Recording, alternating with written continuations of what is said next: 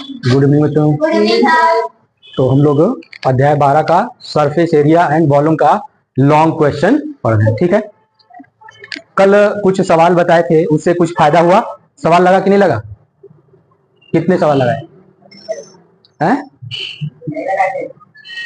क्यों? प्रोजेक्ट बना रहे हैं। चलिए, अच्छा ये देखिए, एक सवाल है, आज हम आप लोग को गुलाब जामुन खिलाने। क्या कितने लोग गुलाब जामुन जानते हैं? गुलाब जामुन, उसको आप लोग क्या कहते हैं? गुलाब जामुन ही कहते हैं? नहीं, काला वाला छेना भी बोलते हैं ना, काली वाली छेना भी बोलते हैं। ठीक है, तो देखिए, एक गुलाब जामुन में उसके आयतन की लगभग 30% चीनी की चाशनी है। ऐसे ही 45 गुलाब जामुन में लगभग कितनी चाशनी होगी, ये पूछा है ना। एक गुलाब जामुन में उसके आयतन का 30% चीनी की चाशनी होती है। तो ऐसे 45 गुलाब जामुनों में चीनी की चाशनी कितनी होगी, ये पूछा है। ठीक है, यदि प्रत्येक गुलाब जामुन एक बेलन के आकार का है जिसके दोनों सिरे अर्धगोलाकार है, इसकी लंबाई 5 सेंटीमीटर और व्यास 2.8 सेंटीमीटर। तो जो दिया उसको लिख लीजिए, पहले चित्र बना दो। पहले देखिए,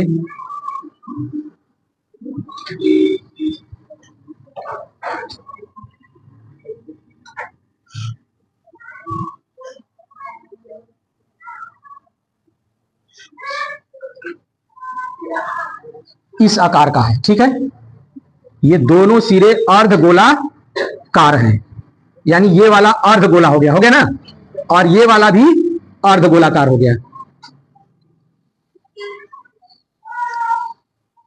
ये हमारा गुलाब जामुन है, ये गुलाब जामुन है, ये बेलनाकार है और इसके दोनों सिरों पर अर्धगोलाकार है, इसके दोनों सिरे अर्धगोलाकार है। ठीक है, अच्छा इसकी लंबाई देखिए कितनी है, यहां से यहां तक की लंबाई 5 सेंटीमीटर है।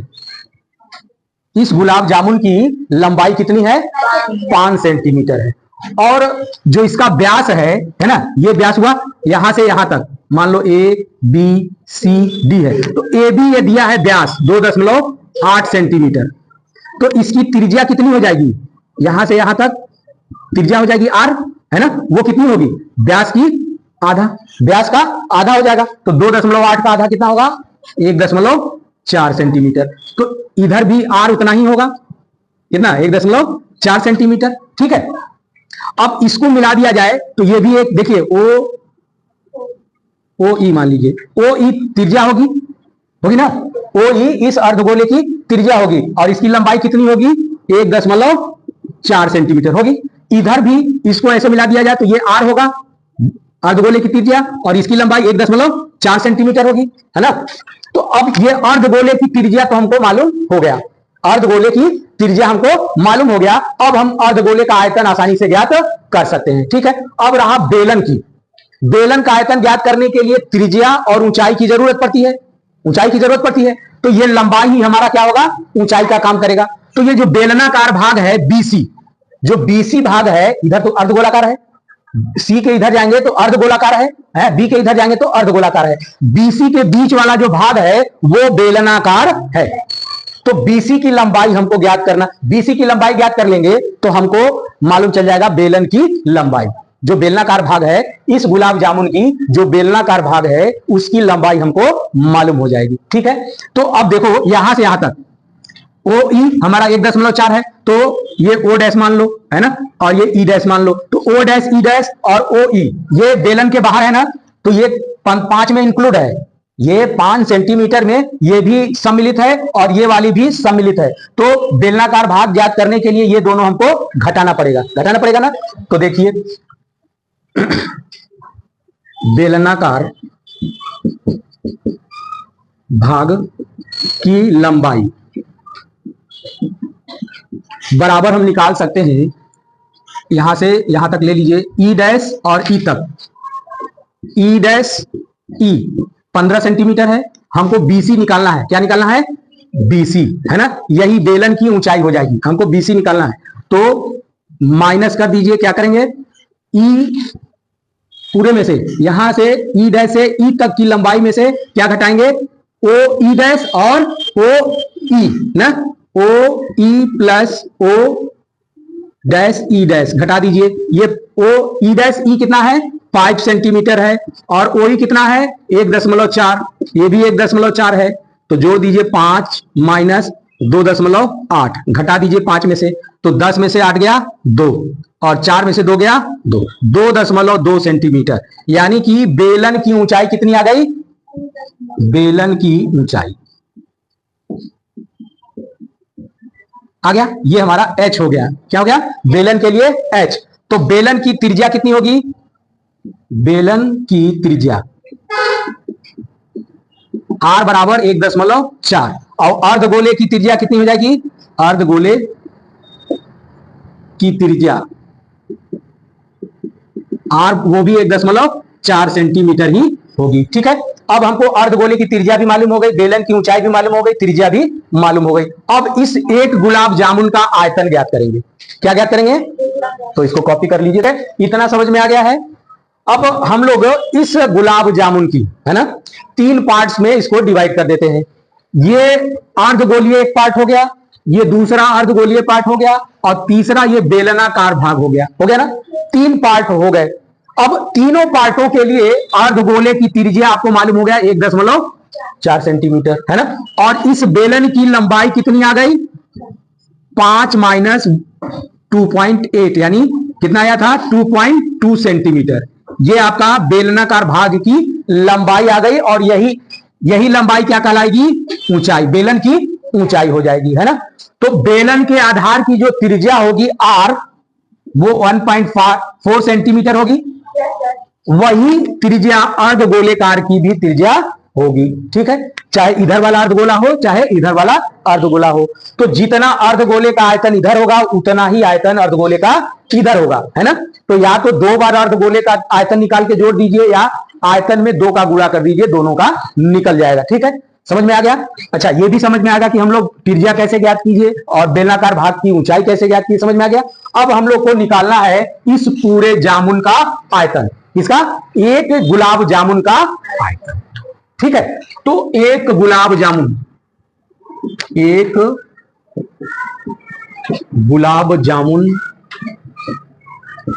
का आयतन बराबर, ठीक है। अब ये जो शेप है हमको मिला है ना, यहां देखिए ये जो शेप मिला है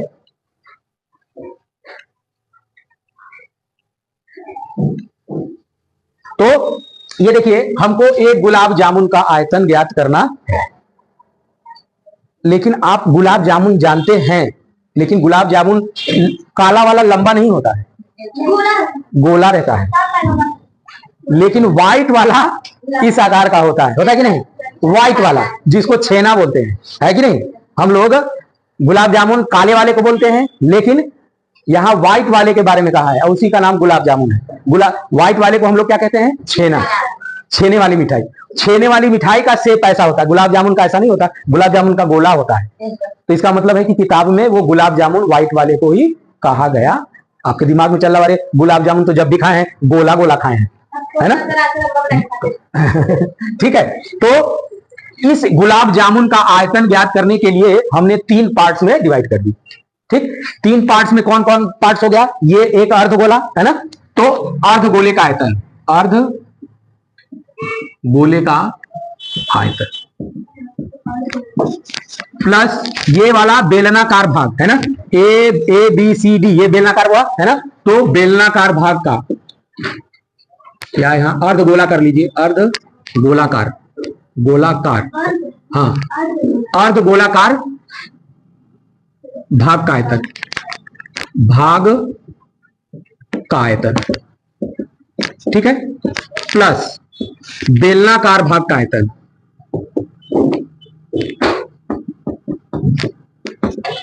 बेलनाकार भाग का आयतन प्लस अर्धगोलाकार भाग का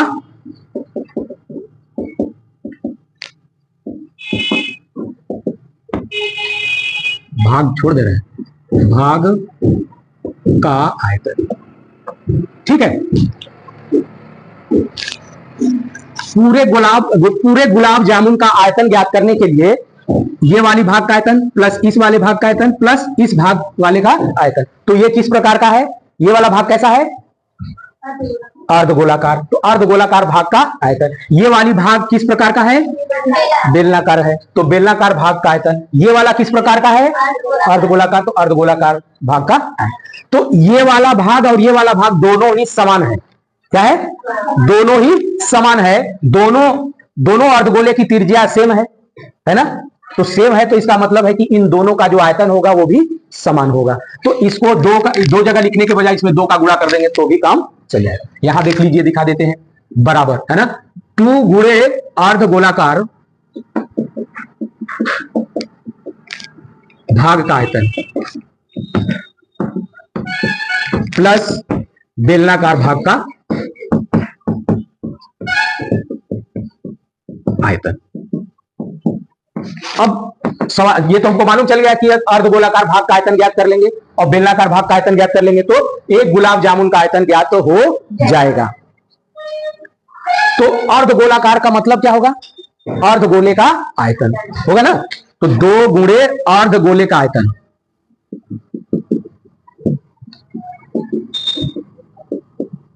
प्लस बेलनाकार भाग का आयतन का मतलब क्या लिखेंगे? बेलन का आयतन। ठीक है, बेलन का आयतन।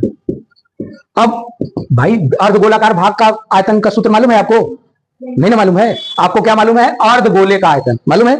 बेलनाकार भाग का आयतन का सूत्र मालूम है? नहीं ना, बेलन का आयतन मालूम है। ठीक है, तो अर्धगोले का आयतन बताइए कितना होता है? 2/3 पाई r क्यूब होता है ना, प्लस बेलन का आयतन कितना होता है? पाई r स्क्वायर h। ठीक, अब वैल्यू रख दीजिए, 2 इंटू 2/3 इंटू 22/7 और r कितना है आपका? 1.4। किसका? अर्धगोले का। अर्धगोले की त्रिज्या कितनी है? 1.4। तो 1.4 का क्यूब प्लस 22/7 इंटू, ये देखिए, ये इसका भी वैल्यू कितनी है? ये बेलन का है। ये त्रिज्या किसकी है? बेलन का। तो बेलन की त्रिज्या भी 1.4 है। तो 1.4 का होल स्क्वायर इंटू h कितना है? कितना है? 2.2। अब वैल्यू हमने रख लिया, अब इसी को हल करना है। क्या करना है? अब इसमें से देखिए जो कॉमन आने लायक है ले आ दीजिए। क्या कॉमन है? 22/7 और 1.4 का स्क्वायर है ना। तो 22/7 गुणे 1.4 का स्क्वायर बचेगा क्या? इसमें देखिए 4/3 बच गया, गुणे 1.4 बच गया ना, प्लस इसमें से ये निकल गया 2.2 बच गया। अब इसी को हल करना है। ठीक है, तो अब हल करिए। 14 में 196। ठीक है, तो ये हो गया 196। कितना? 1.96 हो जाएगा ना। अच्छा, इसको हल करिए। इसको 4 का इसमें गुणा, 4 चौका 16, 4 एकम 4, 1 5, 5.6/3 प्लस 2.2। ठीक है, इसको कॉपी करिए। ठीक है, तो 7 से 1.96 काटेंगे तो कितना आ जाएगा? इतना आ गया। ठीक है ना। अब इसको इसमें हल कर दीजिए और इसको मल्टीप्लाई कर दीजिए। ठीक है, तो बचेगा क्या? 22 इंटू 0.28 है ना, इंटू 5.6 प्लस 3 का मल्टीप्लाई कर दीजिए तो 6.6/3। ठीक है, अब इसको जोड़ दीजिए तो ये इसका गुणा करेंगे, कितना आ जाएगा? 2 16, 2 चौके 2 दूना 4, 1 5, 6 5, 6 6 5 11 6 ना, 2 अंक बाद। ठीक है, तो ये 6.16 इंटू, इसको जोड़ दीजिए, 6 दूना 12, 6 5 11 1 12, 12.2/3 ये हो गया। अब इसको भाग दे लीजिए। ठीक है, तो किसी 3 से भाग दे लीजिए या रहने दीजिए, कोई दिक्कत नहीं है। अब 6.16 को 12.12 को मल्टीप्लाई कर दीजिए। ठीक है, 6.16 और 12.2 का मल्टीप्लाई, 2 छक्का 12, 2 एकम 2 1 3, 2 छक्का 12, 2 3 2 1 है 6 1 6। ठीक है, 2 3 2 5, 6 3 9 2 11 है, 2 2 4 1 5, 6 1 7, 2 1 3 अंक बाद ये आपका लग जाएगा, यानी 75.152/3 इतना आ जाएगा आपका एक गुलाब जामुन का आयतन आ जाएगा इतना। ठीक है ना। तो अब लिखेंगे इतना क्या आएगा? सारे चीज सेंटीमीटर में है तो ये आपका सेमी क्यूब आएगा, यानी 75.152/3 सेंटीमीटर क्यूब एक गुलाब जामुन का आयतन आएगा। ठीक है, अब चूंकि एक गुलाब जामुन में कितना सीरा है, चूंकि एक गुलाब जामुन में आयतन का है ना, आयतन का 30%, यही है ना, 30% चाशनी है। तो चाशनी इस आयतन का 30% है। ये जो आयतन आया एक गुलाब जामुन का, इस आयतन का 30% चाशनी है ना। तो एक चाशनी में एक गुलाब जामुन में चाशनी की मात्रा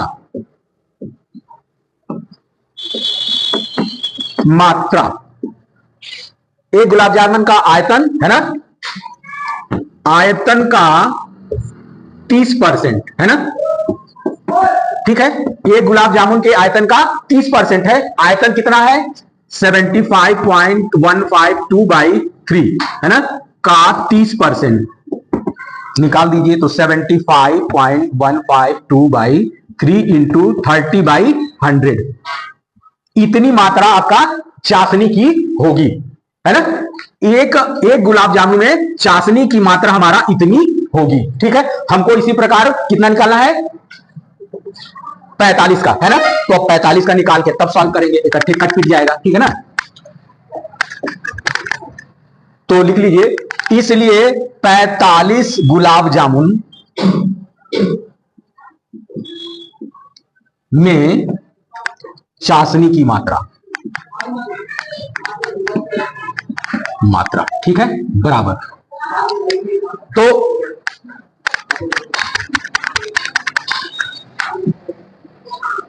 एक गुलाब जामुन में चाशनी की मात्रा इतनी है, तो 45 गुलाब जामुन में चाशनी की मात्रा कितनी होगी, 45 गुना हो जाएगा ना।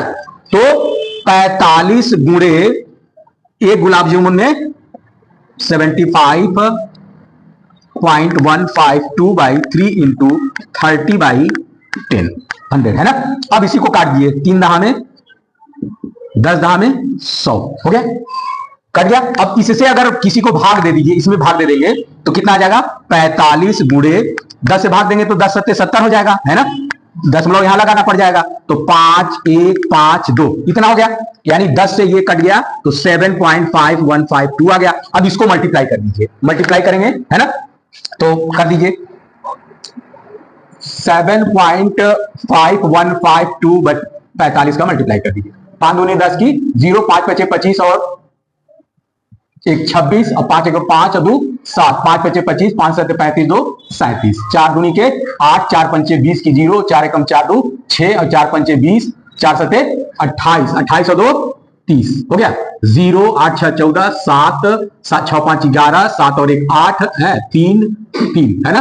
0.4 अंक बाद है, 4 अंक बाद लगे 338, यानी 338.1740। आप लमसम आप 338 सेंटीमीटर की, सॉरी मात्रा गया ना, तो सेंटीमीटर की। ये आपका सॉरी ये 8 है ना, 338 सेमी क्यूब चाशनी की मात्रा होगी। ठीक है, दशमलव वाला छोड़ सकते हैं, कोई दिक्कत नहीं है ना। अगर एक बगल में जोड़े तो यहां 2 आएगा, 2 कोई लमसम 338 हम लेके जाएंगे। तो ये हो गया आपका गुलाब जामुन से रिलेटेड, समझ में आया। इससे कई चीजें आपको समझ में आई होगी कि हमको क्वेश्चन किस टाइप से और कैसे हल करना चाहिए, कैसे हम निकालेंगे, है कि नहीं।